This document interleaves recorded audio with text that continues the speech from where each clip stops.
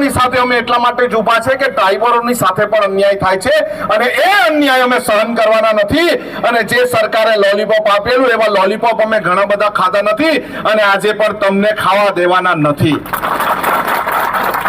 હાલ પૂરતો સ્થગિત એટલે શું? તમે અહીંથી બોમ્બે ગાડી લઈ જતા હોય ને રસ્તામાં ઉભા રહીને ચા પાણી કરવા જાય એ સ્થગિત કરેલું કહેવાય।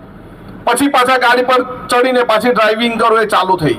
આપણને આ કાયદો સ્થગિત નથી જોઈતો, આ કાયદો કાયમ માટે રદ કરવામાં આવે એવું અમને સૂચન જોઈએ છે અને એવું જો સૂચન નહીં કરશે તો આપણી લડાઈ ચાલુ રહેશે। આપણે આજે ધરમપુર મળ્યા છે, કાલે ચીખલી મળશું, પરમ દિવસે નવસારી મળશું, વલસાડ મળશું, પણ આપણે આ લડત ચલાવવી પડશે। ને કમલેશભાઈ કીધું તેમાં લડત એક વ્યક્તિ બે વ્યક્તિથી નથી થવાની। અમે તમારી સાથે સહકારમાં રહીશું, અમે તમારી વચ્ચે પોલીસ સાથે ઘર્ષણ ન થાય એના માટે રહીશું, પરંતુ જો તમે જ નહીં આવશો તો અમે પણ રૂડા નથી।